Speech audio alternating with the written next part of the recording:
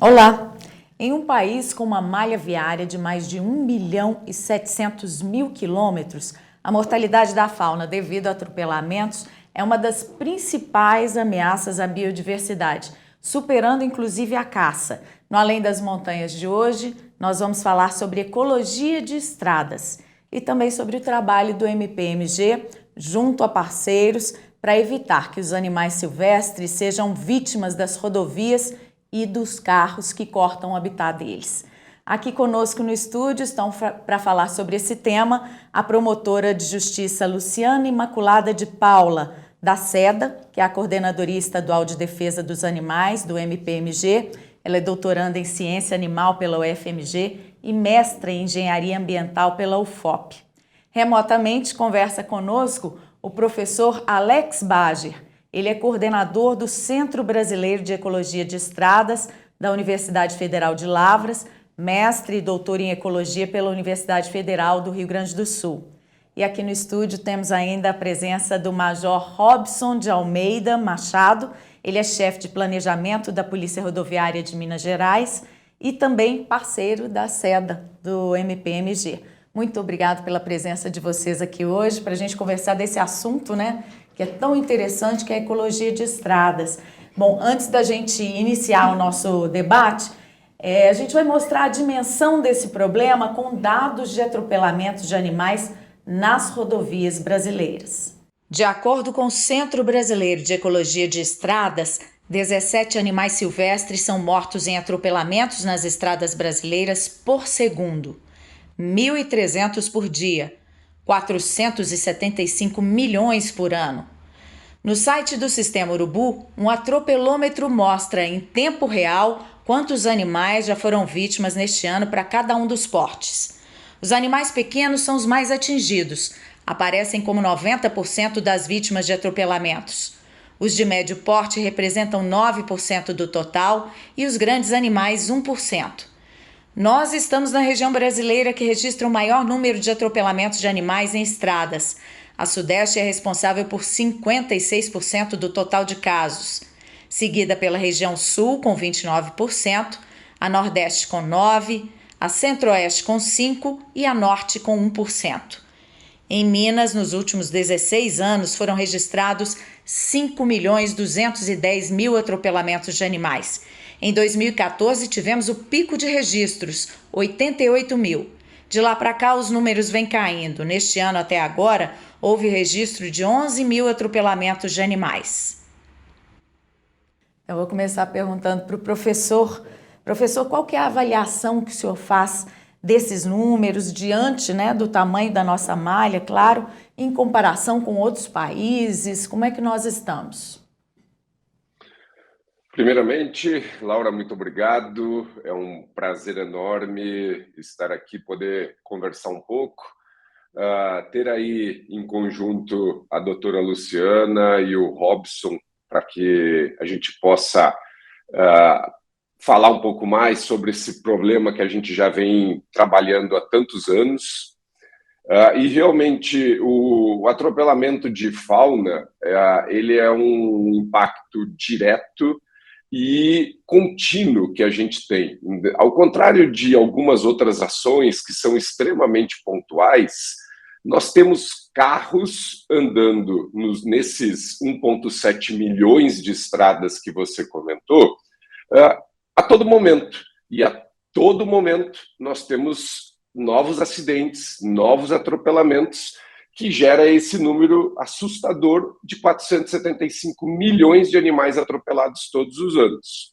Você apresentou de uma forma muito correta que a cada segundo, entre 15 e 17 animais são atropelados. E algumas pessoas dizem, mas como é que nós não vemos tanto os animais? É justamente porque a maior parte deles são esses pequenos animais, que são cobrinhas, sapinhos, aves, roedores, pequenos ratinhos, que realmente nós, a 80, 100, 120 quilômetros por hora, não percebemos.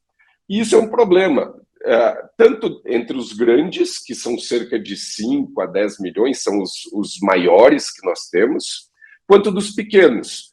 Primeiro, pelo simples fato de que nós devemos proteger a nossa biodiversidade. Nós estamos matando todos esses animais. Agora, isso é um processo em cascata. Quando a gente mata um pequeno sapinho, um roedor, isso deixa de entrar na cadeia de outros animais maiores que se alimentam. Então, a gente causa o atropelamento e causa a perda de recursos. E isso se propaga ampliando o processo, por exemplo, de extinção de algumas espécies muito marcantes que a gente tem, como o tamanduá-bandeira, o lobo-guará, as onças, grandes gatos e assim por diante. E em comparação com outros países, como é que nós estamos nessa proteção, nessa ecologia de estradas que a gente citou aqui? Bom, a ecologia de estradas e esse processo de proteção, ele acontece em todos os lugares de diferentes formas.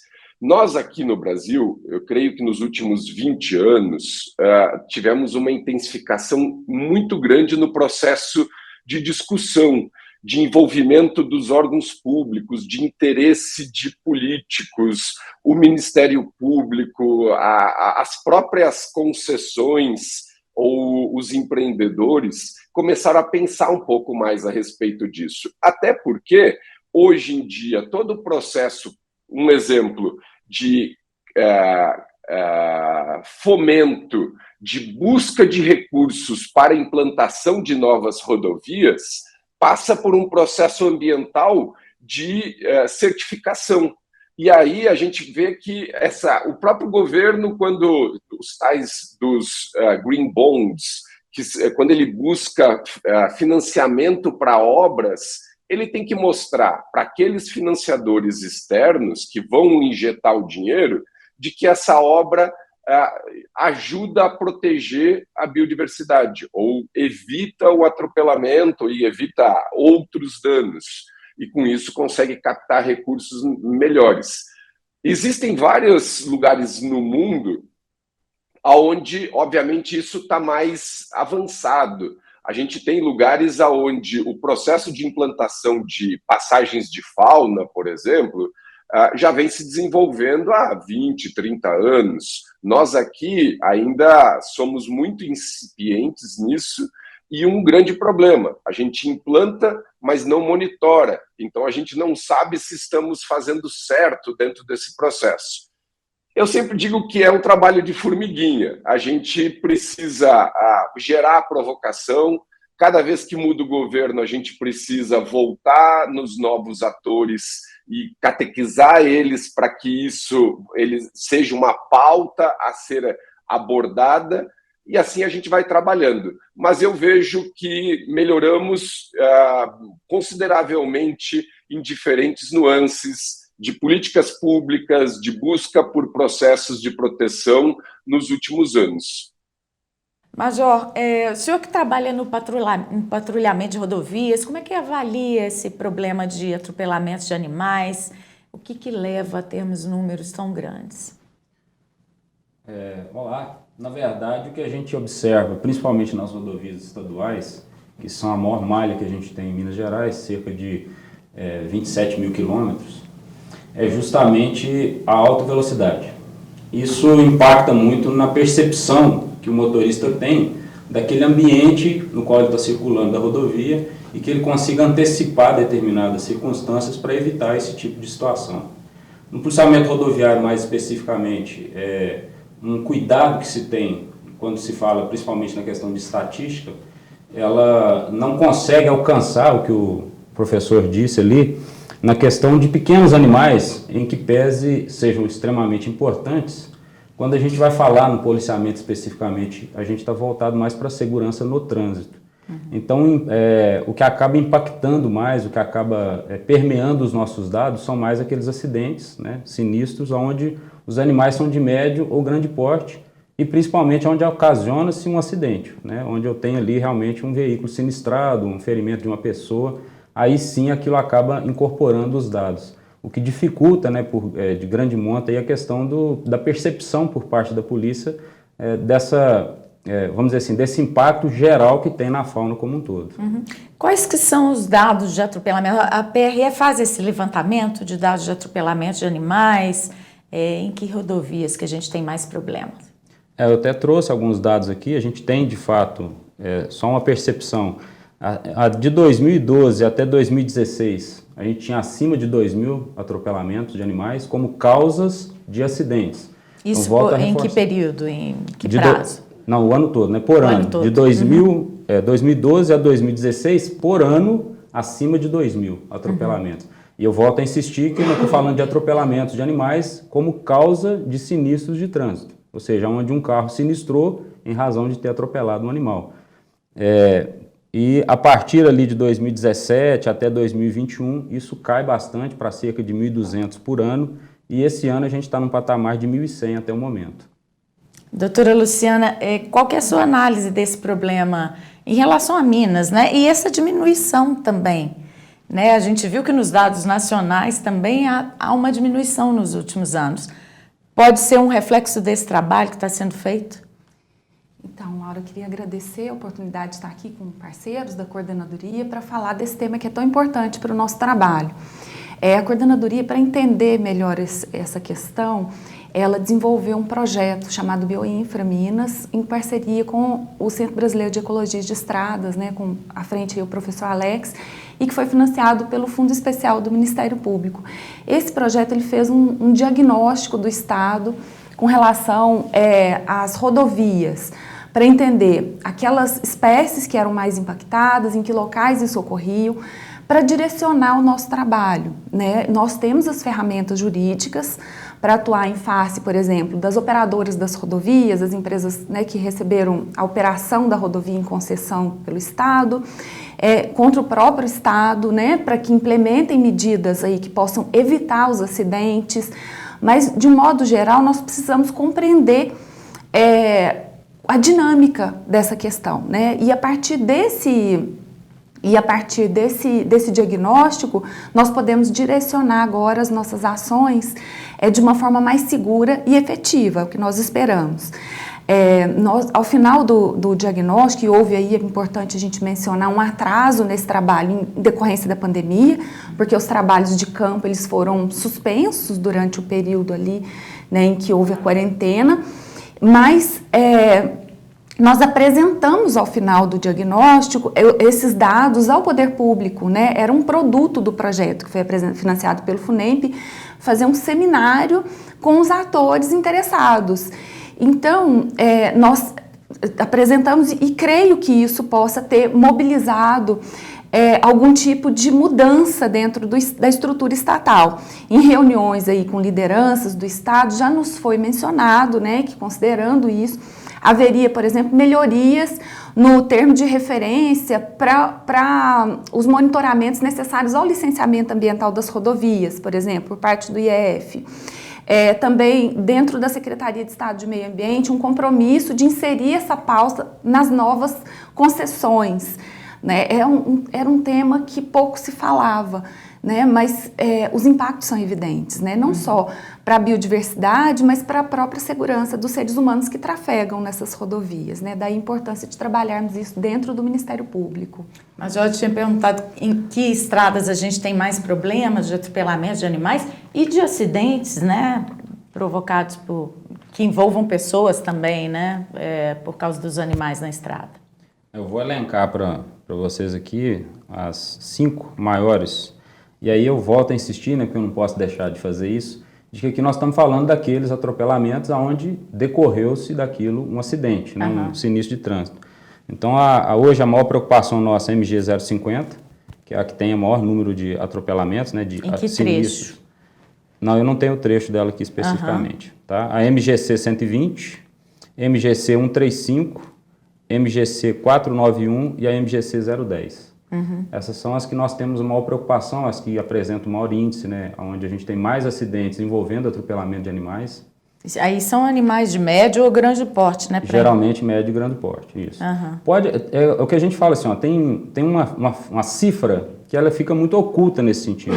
Porque às vezes alguém que num determinado momento ela tem uma freada brusca, ou ela tente desviar de um pequeno animal, ainda que ela não atropele aquele animal, mas pode ocasionar um acidente, né? Esse caso, eu estou dizendo, ele não incorpora esse dado, porque não é o caso do atropelamento do animal. Aqui nós estamos falando especificamente do atropelamento. Mas a gente vê e nota também que ainda a interferência, né, dessa, como o professor falou também, daqueles locais de travessia de fauna, que às vezes uma incorporação de locais como esse pode auxiliar também na redução desses acidentes, ainda que eles não estejam aparecendo especificamente como acidentes ocasionados por atropelamento de animais, mas em que a gente tem ali essa travessia de fauna ocasionando também aquele tipo de acidente. Essas rodovias estão em regiões de muita biodiversidade. O que é que apresenta, né, que se apresenta nesse quadro dessas rodovias? Na verdade, se a gente for olhar a AMG 050, ela é uma rodovia que tem um alto nível de acidentes, né, de sinistros. As demais, elas estão muito focadas, é o que a gente percebe muito, inclusive é onde o policiamento rodoviário ainda mantém alguns trabalhos, que em que pese não seja da competência originária nossa, de recolhimento de animais, a gente ainda faz esse trabalho em conjunto com alguns órgãos para evitar, se é mais na região norte do estado, é onde a gente mais tem essa ocorrência. Doutora Luciana, nessas rodovias, né, que já estão construídas aí há muito tempo, o que tem sido estudado que possa ser feito? Então, nós atuamos tanto na fase da implementação de novas medidas, a partir desses dados que foram apropriados, né, pelo diagnóstico, quanto também no acompanhamento do licenciamento ambiental. Na rodovia citada, MG 050, né, nós temos uma interação com os órgãos ambientais e também com a empresa para que haja melhorias, né, na implementação de medidas mitigadoras desses infortúnios, né, mas ainda em fase extrajudicial. Então, nós temos feito frente, né, a esses dados para mobilizar, né, que o Estado possa buscar essas melhorias no âmbito do licenciamento, mas também implementar naquelas rodovias onde ele tem também a sua gestão direta, né, através do Departamento Estadual. Nessas rodovias com as concessionárias é feito um trabalho diretamente? Sim, nós estamos apurando, nós recortamos os dados do estudo para os inquéritos civis que foram autuados com esse fim específico. E nós estamos em fase de tratativa com as empresas para que elas implementem, né, essas melhorias que possam resultar numa via mais segura, né, para os seres humanos e para os animais. Ok. Depois do intervalo, nós vamos falar do trabalho do Centro Brasileiro de Ecologia de Estradas, das intervenções, né, em estradas para evitar atropelamentos e também dos aplicativos criados para ajudar a salvar animais ameaçados pelas rodovias. Aguarde um pouquinho só.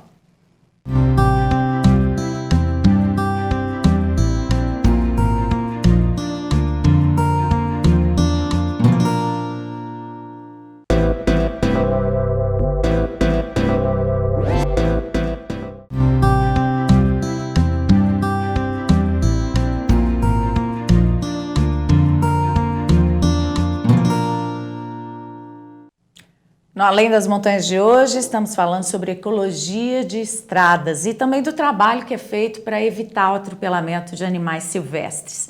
Professor, eu queria que o senhor contasse para a gente como é que é o trabalho do Centro Brasileiro de Ecologia de Estradas.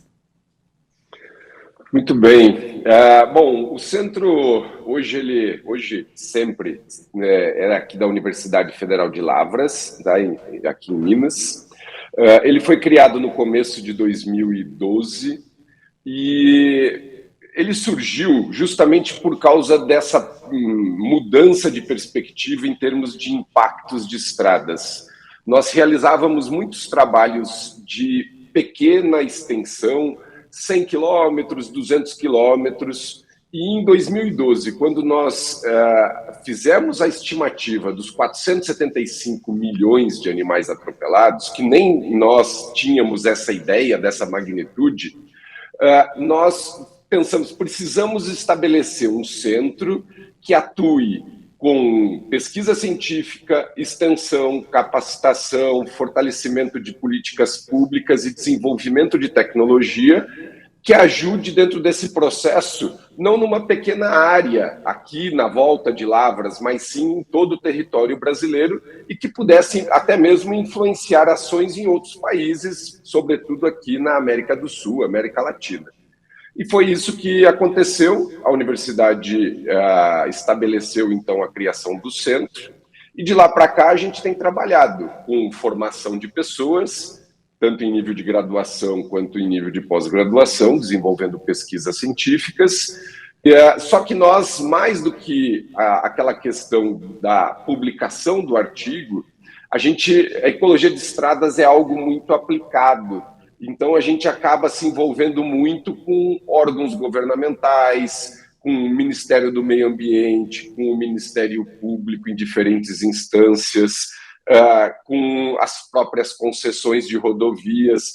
E, com isso, a gente desenvolveu ações de capacitação, eventos, para que a gente pudesse efetivamente buscar uma redução, ou pelo menos de entender os impactos do que existe de infraestrutura sobre a nossa biodiversidade. Bom, falando nessa redução, né, em alternativas para redução dos impactos, né, nós vamos exibir imagens, porque é super curioso, eu achei. O senhor fala para a gente que tipo de intervenções podem ser feitas nas estradas para prevenir esses atropelamentos, né? Bom, todo mundo ficou bastante presente agora aqui no Brasil. Há cerca de 1 ano, 2 atrás, foi criada a primeira chamada passagem vegetada. Ela foi feita para o Mico-Leão, lá no estado do Rio de Janeiro. Essa é o ápice das medidas de proteção que a gente pode pensar em implementar em termos de redução de impacto. Quando a gente mantém a conexão, você tem árvores em cima de uma passarela e o animal passa por ali. Então, ele praticamente não percebe que existe uma estrada. Outras estratégias, como essa que a gente está vendo na imagem, é uma passarela para animais arborícolas, onde primatas, macacos, alguns gambazinhos e algumas outras espécies passam e assim não precisam descer na estrada e correr o risco de serem atropelados. Para as espécies terrestres, nós temos os túneis, que podem variar desde meio metro até 3, 4, 5 metros de dimensão, dependendo da espécie que a gente está trabalhando. Num outro lado, nós temos os redutores de velocidade, os pardais, que muitas vezes as pessoas não gostam, mas que são extremamente efetivos, porque eu digo que é quando dói no bolso que a pessoa mais reduz a velocidade, e reduzir a velocidade é um dos principais meios para a gente minimizar esses impactos. E aí vem placa de sinalização e conscientização que a gente vive fazendo através das nossas ações. Então, essas são algumas das possibilidades, além dos nossos aplicativos de sensibilização e de segurança viária que a gente já desenvolveu. São ferramentas que têm sido usadas, bem aliadas, né? Vamos ver imagens aí de um dos aplicativos, que é o Urubu, né? Conta pra gente como é que ele funciona. É um aplicativo de ciência cidadã, totalmente gratuito, e que qualquer pessoa que queira contribuir com a proteção da biodiversidade pode fazer o download. Ele está disponível tanto para iOS quanto para Android. A pessoa faz o download e deixa logado. Quando ela está na estrada e encontra um animal atropelado, e aí, com certeza, o Major vai poder fazer depois os comentários em termos de segurança viária, porque a pessoa tem que parar o carro de uma forma extremamente segura para fazer o registro do animal. A foto é automaticamente georreferenciada, ou seja, a gente sabe qual é a posição aonde esse animal foi identificado. e dentro de uma plataforma muito grande, onde nós temos 800 pessoas que nos ajudam a fazer a taxonomia, a fazer a identificação do animal, a gente consegue saber, então, o local e a espécie. E com a recorrência desses acontecimentos, a gente identifica aquilo que a gente chama de hotspot, de áreas de grande concentração de atropelamento. E aí a gente pode indicar isso para os órgãos governamentais, para as concessões, de onde implantar as medidas de mitigação. Além, obviamente, de trabalhar com pesquisa científica, de divulgação. No nosso site nós temos uma grande quantidade de informações, tem um dashboard onde a gente compartilha esses dados para que as pessoas possam ver, e com isso criamos uma grande rede que hoje conta com mais de 50 mil usuários em todo o Brasil, contribuindo com informações. O Safe funciona de forma diferente, que é um outro aplicativo, né? Nós temos imagens aí também. Nós sempre pensávamos que nós sabíamos aonde proteger e não tínhamos como gerar a proteção propriamente dito das pessoas e da biodiversidade, porque isso era muito dependente de uma decisão de governo, de concessão. E aí criamos uma startup que foi incubada aqui dentro da própria universidade e que desenvolveu o YouSafe. O YouSafe é um aplicativo de segurança viária. No caso do urubu, nós coletamos dados e analisamos os dados. O YouSafe entrega proteção mais ou menos aos moldes do Waze, quando ele permite informar para o usuário, quilômetro a quilômetro, qual o risco que ele está correndo de atropelar um animal num determinado quilômetro de rodovia. Hoje, o estado de Minas é extremamente já beneficiado com esse aplicativo, que a pessoa pode fazer o download gratuito do aplicativo e percorrer mais de 30 mil quilômetros nas nossas estradas e ser informada de todos os quilômetros perigosos e reduzir a velocidade. Então, nós trabalhamos de um modo preventivo, gerando proteção do usuário, que tentando reduzir esses números que foram comentados, que podem chegar aí, só no caso de animais de grande porte, a 2.000 acidentes por ano, por exemplo. E, obviamente, se nós reduzimos os problemas da segurança viária, nós estamos também ajudando a proteger a nossa biodiversidade. Então vamos comentar aqui que cuidados, né, que os motoristas devem ter na pista e também para usar esses aplicativos.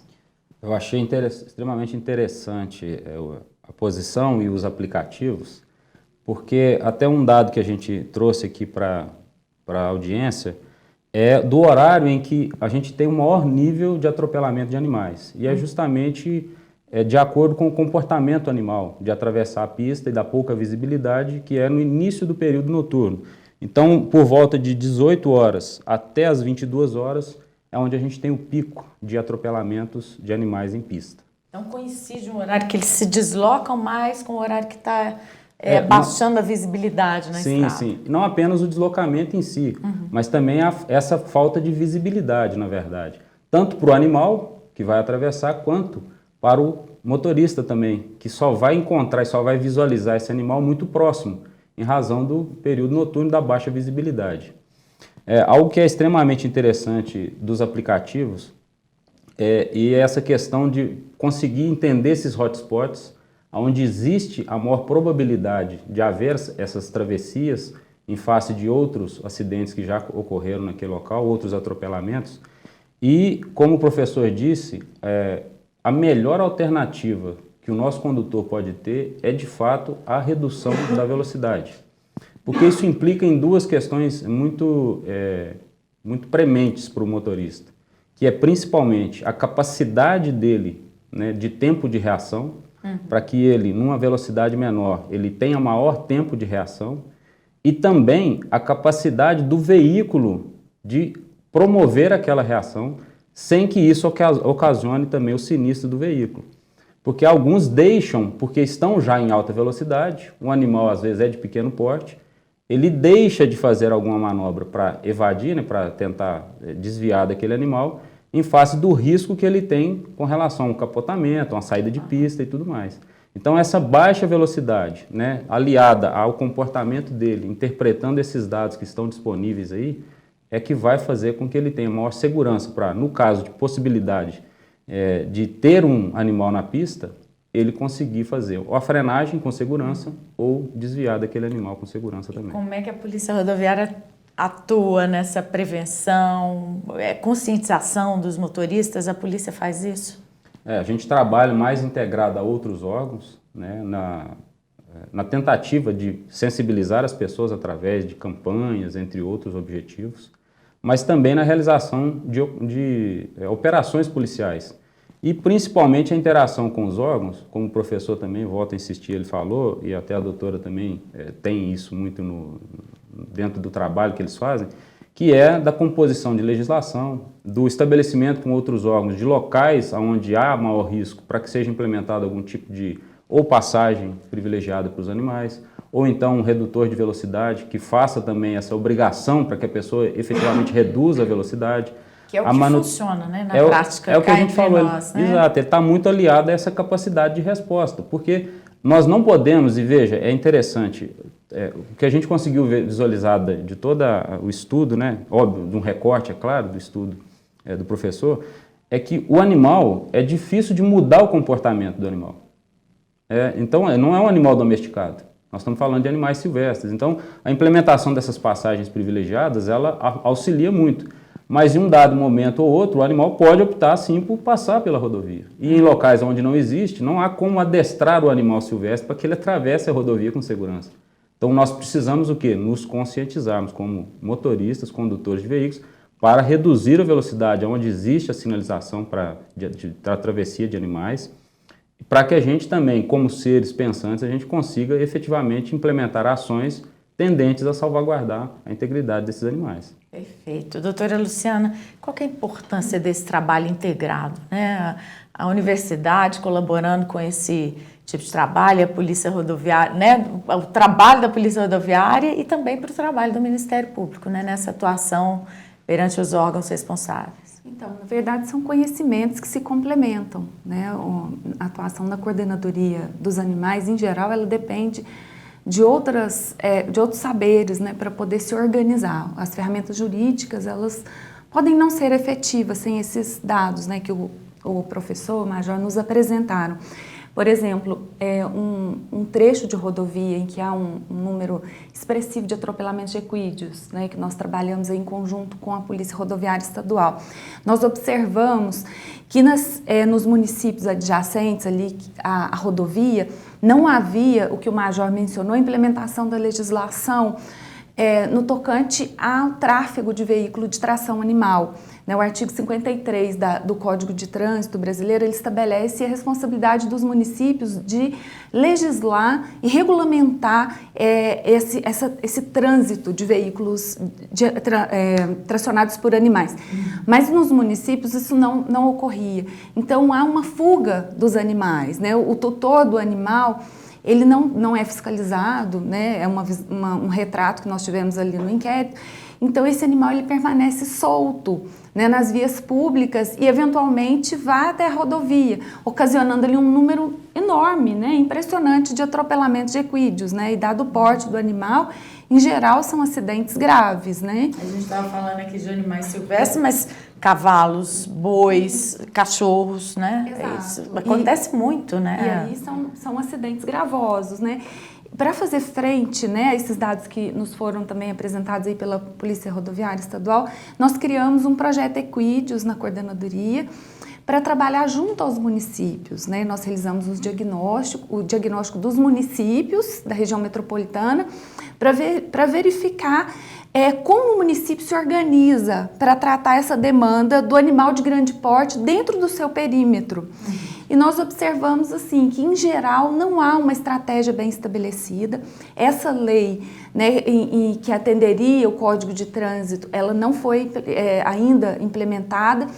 Então, nós estamos também, para além do bioinfra, né, e do trabalho que nós estamos realizando aí para promover segurança viária nas rodovias estaduais e federais, também existe um trabalho junto aos municípios da região metropolitana de Belo Horizonte em especial, né? Então, é essencial esse conhecimento, essa parceria para a coordenadoria, porque nós lidamos com, por exemplo, comportamento animal, nós precisamos entender isso para poder atuar de uma forma técnica, de uma forma segura, né, e com resultados efetivos para a sociedade.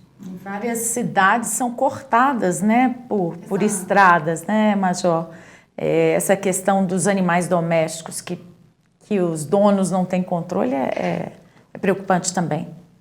Ela é preocupante, como a doutora disse, é algo que o Ministério Público atua diretamente, outros órgãos também fazem esforço nesse sentido.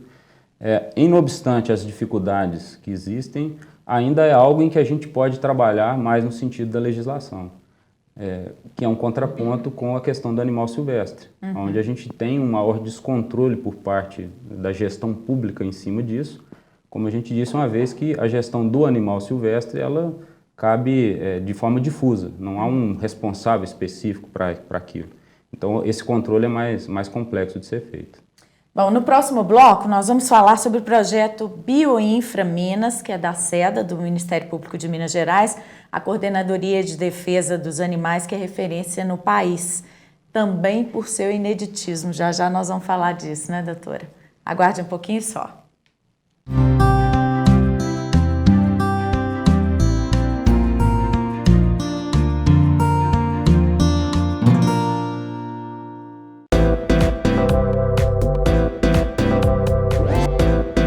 TV MP, em todo lugar, ao seu lado. Realização Ministério Público de Minas Gerais. Siga a gente nas redes sociais e procure por MPMG Oficial. Para mais informações, acesse mpmg.mp.br.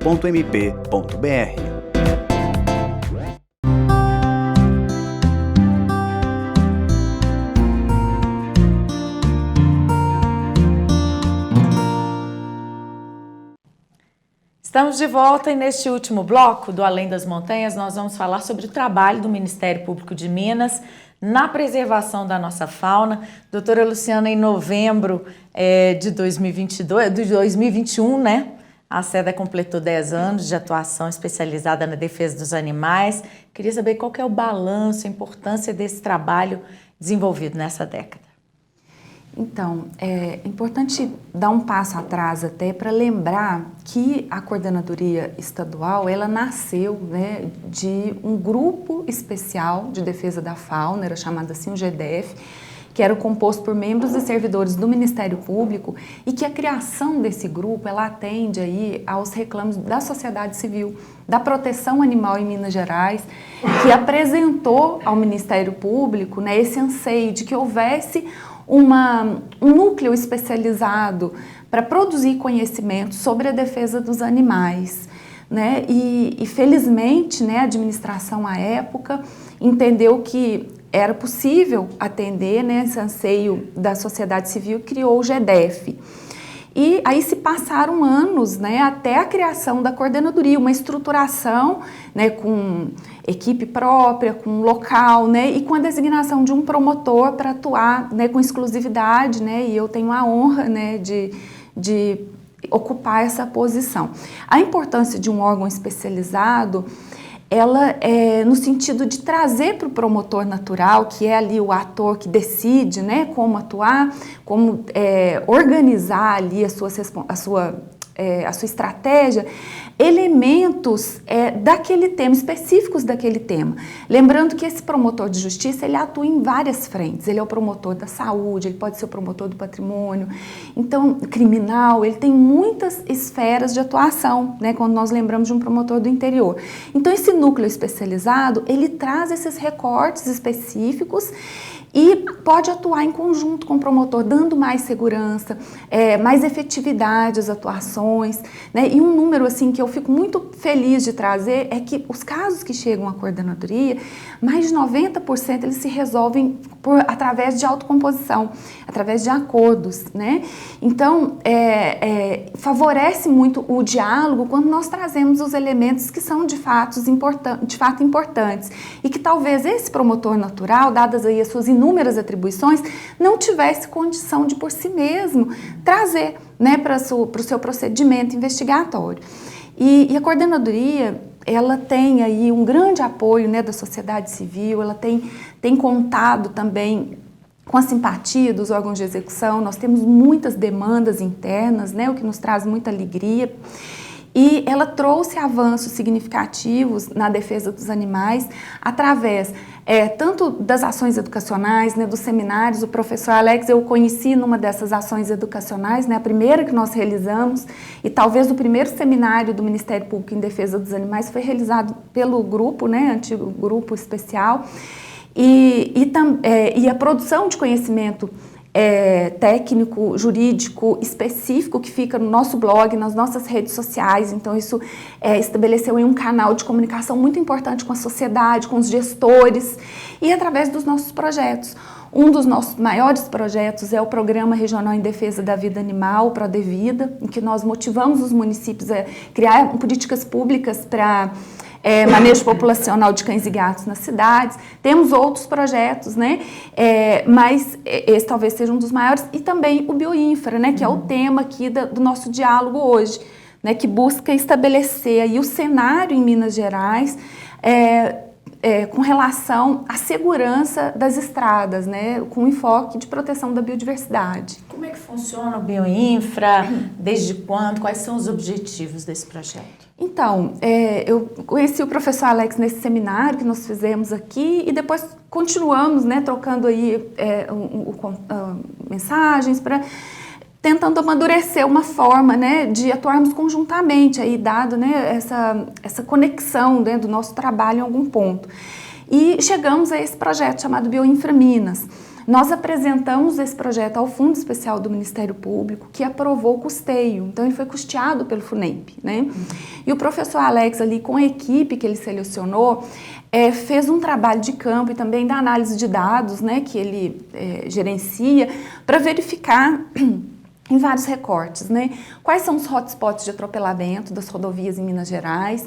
Quais são as áreas mais sensíveis, considerando as unidades de conservação, né, aquelas áreas que têm que ser protegidas pelo Estado e pelos municípios, né, se havia algum ponto sensível naquele cenário, e também nas rodovias em que havia uma concessão para a iniciativa privada, nós fizemos análise dos dados do licenciamento ambiental, se o licenciamento considerava os impactos faunísticos e adotava algum tipo de medida mitigadora ou compensatória. E o último produto, né, foi a criação aí de um termo de referência ideal para ser usado no nosso licenciamento. Então, eu brinco que a gente tem dados aí para trabalhar uns 10 anos, mais ou menos, só com aquilo que a gente apurou. Agora, nós estamos desenvolvendo estratégias, né, e eu quero mencionar muito aqui o apoio da doutora Monique Mosca Gonçalves, que é uma promotora auxiliar na coordenadoria, ela coopera, ela tem sido fundamental nesse trabalho conosco. Através desses dados, nós temos trabalhado textos específicos e mais problemáticos, né? Um caso é o Vetor Norte, que nos foi apresentado aqui pela Polícia Rodoviária Estadual como um trecho de alto índice de acidentes com animais domésticos de grande porte. Estamos trabalhando no âmbito aí de inquéritos civis com as rodovias que receberam a concessão para a operação das rodovias estaduais e federais no estado, no sentido assim de que elas apresentem melhorias nesses trechos sobre a concessão e que possam resultar em segurança, né, para os animais e para os seres humanos. E também, paralelo a isso, né, estamos trabalhando também junto ao Estado, para que considere nas concessões, nos licenciamentos, né, essas estratégias, né, que podem lá no início, né, apesar da rodovia já implementada, quando uma empresa vai solicitar, vai requerer o licenciamento ambiental daquele trecho, ele possa já pensar, se organizar, né, e avaliar os impactos e adotar essas providências, né, essas estratégias que o professor Alex mencionou. Então, são várias frentes de trabalho, né, e nós esperamos ao final disso, né, ter um estado com rodovias mais amigáveis, né, é isso, Maravilha. mais seguras. Professor, fala para a gente qual que é a importância do Bioinfra Minas nesse aspecto aí do trabalho que vocês fazem de ecologia de estradas. Muito bem. Bom, antes de mais nada, esse projeto, eu sempre digo que foi visionário dentro do Ministério Público. Ele é extremamente inovador. É uma iniciativa que acredito que deveria ser implementada em todo o território nacional, porque com base nele é possível se fazer inúmeras tomadas de decisões nos mais variados temas, que nós já, inclusive, conversamos vários deles no decorrer das outras questões que foram aqui abordadas. Como a doutora Luciana falou, concessões de rodovias, nós fomos capazes de avaliar o que foi proposto, o que foi implementado, como foi analisado, o que existia de problema e apresentar algumas sugestões de aprimoramento. A gente sabe que as concessões são rodovias de alta velocidade, com grande fluxo e de altíssimo impacto para a segurança viária e para a biodiversidade. Então, atuar com elas é fundamental dentro desse processo. O Bioinfra trabalhou um outro conceito de impactos, não do atropelamento, mas de impactos potenciais nas nossas unidades de conservação.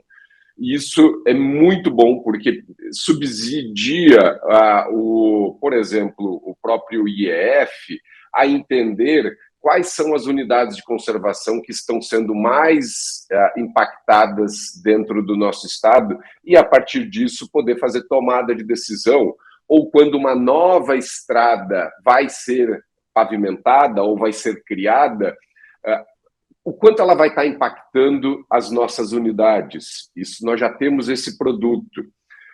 O próprio protocolo, nós falamos muito de políticas públicas, a definição de um protocolo que pode ser adotado para os termos de referência, porque um grande problema é que muitas vezes se contrata empresas de consultoria em diferentes momentos da implementação de uma mesma rodovia, cada uma desenvolve um trabalho diferente e, ao final, a gente não sabe se aquele número mostrado que aumentou ou diminuiu é real. Adotando-se um protocolo único no Estado, isso gera informações de qualidade que nos permite comparar os avanços que a gente tem. Sem isso, é impossível da gente dizer se nós melhoramos ou pioramos. E um projeto que foi completamente inovador foi a modelagem de risco em 30 mil quilômetros de estradas do estado de Minas Gerais. Com essa informação que utilizou tecnologia de ponta, inteligência artificial, nós fomos capazes de entregar para o Ministério Público e para a sociedade toda, quilômetro a quilômetro, qual é o risco de atropelar animais. Então, hoje, por exemplo, uma nova concessão consegue ter acesso a essa informação e se precaver de onde implantar as tais medidas de proteção, porque isso está mapeado. Então, nós sabemos a cada quilômetro de estrada do estado de Minas aonde gerar proteção para a nossa biodiversidade e para a nossa sociedade. É um estudo também que necessita de saber qual a biodiversidade daquelas regiões ali, né, atravessadas pelas estradas. Com certeza. Há quanto tempo o senhor está na Polícia Rodoviária? Já há mais de 5 anos já. E como é que o senhor tem visto esse trabalho de parceria com o Ministério Público? Como é que tem sido? Olha, eu digo que é fundamental. O doutor Luciano falou muito da cooperatividade. Isso é algo imprescindível para que a gente consiga fazer qualquer tipo de trabalho valoroso em qualquer campo. Os dados, né, que o o Dr. Alex, o professor Alex, ele fala, são interessantes o seguinte, eles estão abertos, né, à sociedade para consumo de uma forma global, e a gente tem tentado adotar uma postura na Polícia Militar Rodoviária em Minas Gerais, no sentido de conseguir também incorporar, né, essas bases de dados à nossa inteligência de negócio. A gente trabalha muito também com esse business intelligence, a gente trabalha muito com a questão de transformar esses dados em conhecimentos para poder mudar os comportamentos estratégicos dentro da nossa organização. Então, conseguir acesso a isso, ter acesso a esse tipo de dado, entender como ele funciona e incorporar isso na nossa inteligência de negócio é extremamente fundamental para que a gente consiga melhorias. E, por óbvio, o trabalho conjunto com o Ministério Público e outros órgãos que atuam também na gestão das estradas é algo que fortalece as ações que a gente já implementava. A gente trabalhava por algum tempo, isso eu digo há bastante tempo, né, em algumas ações mais isoladas. O Estado já há muito entendeu da necessidade de incorporar essas estratégias de cooperação entre os diversos órgãos, e é isso que tem fortalecido e melhorado a segurança nas estradas e também para a nossa biodiversidade. O efetivo da Polícia Rodoviária tem sido suficiente? A gente sabe que quanto maior o efetivo for, mais eficaz vai ser a fiscalização. Mas diante desse trabalho que vocês têm feito, o efetivo da Polícia Rodoviária tem feito um trabalho eficaz nessa prevenção de acidentes? Olha, eu poderia dizer que a minha fala não poderia ser diferente, né? Sob pena de criticar a própria organização. Mas eu digo com sinceridade que é assim, principalmente porque eu posso dizer, nos últimos 2 anos principalmente, houve um aporte de efetivo significativo na Polícia Militar Rodoviária, em Minas Gerais. Então a gente teve uma recomposição de efetivo muito significativa nesses 2 últimos anos, esse ano principalmente, né, o Comando Geral e o Estado, de uma forma geral, ele tem incorporado essa estratégia de fortalecer o policiamento rodoviário, até pelos resultados que tem apresentado, de redução de sinistros, de melhoria também no combate às questões que permeiam a segurança pública e segurança viária também. Mas a gente não pode deixar de dizer, né, que a incorporação dessa inteligência, desses dados, é de fato o que faz com que a gente consiga fazer melhor com aquele recurso que a gente tem. Então esse potencial de atuação ele não está ligado especificamente e não tão somente ao número de efetivo, mas também à efetividade das ações que são feitas. E aí a gente incorpora isso, que é esse auxílio que a gente tem tido da sociedade organizada, civil, e também dos órgãos públicos como o Ministério Público. Doutora Luciana, a gente fala dos atropelamentos, né, mas a gente sabe que os impactos das rodovias vão além disso, né, para a nossa fauna, para os animais silvestres. Conta para a gente o que mais de impacto que as rodovias trazem. Então, nós temos ali o impacto da implantação, né, quando você tem perda de áreas, e também quando você tem a implementação, a operação da rodovia, você pode estar fragmentando um hábitat, você está exercendo pressão, né, sobre as áreas naturalmente protegidas, por exemplo. Essa redução desses ambientes, né, onde os animais sobrevivem, ela desorganiza, né, toda uma cadeia ali. E é extremamente prejudicial, não só para a espécie, né, mas para todo o ecossistema, né, lembrando que cada espécie faz parte dessa teia. Né, e quando você enfraquece um ponto, você está enfraquecendo de um modo geral todo esse tecido. Então, quando nós atropelamos ali um tamanduá-bandeira, né, você tem um impacto sobre a vida desse animal, né, constitucionalmente protegido, né, quando ali o legislador ele fala que os animais devem ser protegidos da crueldade, eu não tenho dúvida de que ele estava lançando um olhar sobre aquele indivíduo, né, reconhecido hoje pela ciência como um ser senciente, ou seja, que tem... Que é dotado de consciência, né, e vontades, mas também, enfim, que perdeu ali, pode ter morrido, mas eventualmente atropelado e não socorrido, né? Nós temos esse problema, o animal não é socorrido ou é socorrido, mas não tem um atendimento, porque as nossas estruturas estatais, elas não são suficientes, né, para atender essas demandas. Então, vamos fazer um exercício hipotético aqui, né? Nós temos um cidadão que atropela um lobo-guará, ali naquele horário ali do crepúsculo, né? O que ele faz, mesmo que ele tenha uma boa vontade, né? Para onde ele vai levar esse animal, né?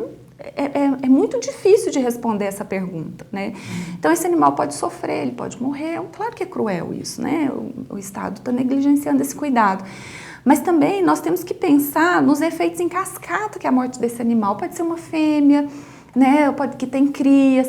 Então, nós vamos ter uma perda sequencial de biodiversidade, né, daquela espécie que vai reverberar também, né, para todo o sistema que ele compunha ali, né. Então, nós temos que pensar, né, na segurança das pessoas, a Polícia Rodoviária faz isso muito bem, mas também a preservação do outro, né, e sendo esse outro um animal não humano, é parte do nosso trabalho e precisa, né, como até um marco civilizatório, fazer parte do pensamento de todo cidadão, né, que faz uso dessas rodovias, né, reduzir a velocidade, né, o Major está dizendo aí a forma mais efetiva, o professor Alex também sempre menciona isso, né, é um comportamento que nós podemos adotar, né, e que vai evitar, né, tantos acidentes, né, que vão ser aí sofridos, né, para esses animais e que vão gerar um prejuízo para a biodiversidade. Fica aí o nosso apelo. Ótimo, e a gente falar sobre isso é que vai ajudar na conscientização, né? Eu agradeço muito a participação de vocês, professor, obrigada.